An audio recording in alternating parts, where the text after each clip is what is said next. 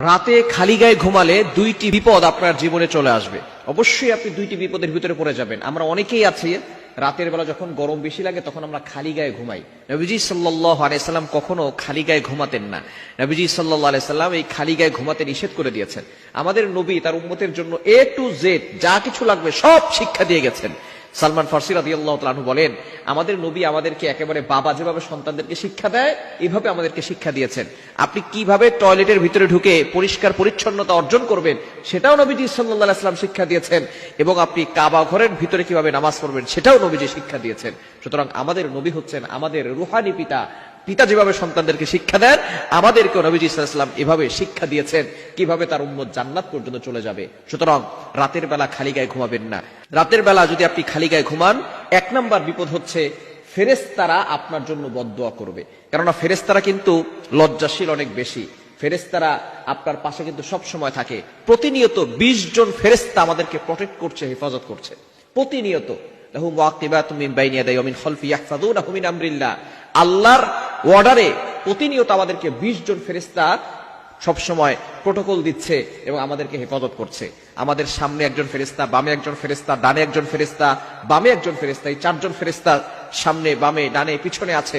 এবং এই 2 চোখে 2 জন ফেরেশতা আছে, 2 নাকের ছিদ্রে 2 জন ফেরেশতা আছে, কানের ছিদ্রে 2 জন ফেরেশতা আছে।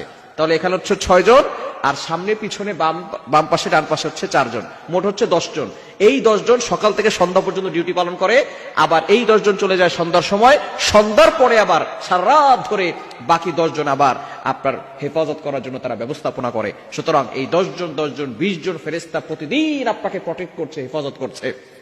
যদি এই ফেরেশতারা আমাকে আপনাকে প্রটেক্ট না করতো, হেফাজত না করতো, তাহলে মুরগির বাচ্চাকে যেভাবে কাক অথবা চিল পাখি, যে পাখিগুলো আছে, বাস পাখি আছে, এরা মুরগির বাচ্চা খেয়ে ফেলে, যেভাবে মুরগির বাচ্চাকে ছো মেরে উড়িয়ে নিয়ে যায়, সেভাবে যদি ফেরেশতারা আমাদেরকে প্রটেক্ট না করতো তাহলে এই মুরগির বাচ্চাদের মতো জিন জাতি আমাদেরকে ছো মেরে উড়িয়ে নিয়ে যেত। সুতরাং অবশ্যই এই ফেরেশতারা আল্লাহর অর্ডারে আমাদেরকে হেফাজত করছেন। সুতরাং আপনি রাতের বেলা খালি গায়ে ঘুমাবেন না। ফেরেশতারা এতে লজ্জাশীল হন এবং আপনার জন্য দোয়া করেন না। এজন্য অবশ্যই এই বিষয়গুলো খেয়াল করতে হবে। দ্বিতীয় নাম্বার হচ্ছে, যারা রাতের বেলা খালি গায়ে ঘুমায় তাদের বিভিন্ন রোগ হওয়ার সম্ভাবনা আছে এবং জিনের আসর লাগার সম্ভাবনা আছে। বর্তমান আমাদের সমাজে জিনের আসর এবং কালো ম্যাজিক, জাদুটোনা এগুলো বেশি হচ্ছে। রাতের বেলা খালি গায়ে ঘুমালে, আবার অনেক পুরুষ আছে দেখবেন রাতের বেলা সে এমনি সকালবেলায় বের হচ্ছে খালি গায়ে, মানুষ তার শরীর দেখছে, এটা দেখলে কিন্তু বদনজরের সম্ভাবনা আছে এবং জাদুটোনা এবং জিনের আসর লাগার সম্ভাবনা আছে। মনে রাখবেন, বদনজর একজন সুস্থ মানুষকে অসুস্থ করে ফেলে। বদনজর একটা উটকে, সুস্থ উটকে রান্নার পাতে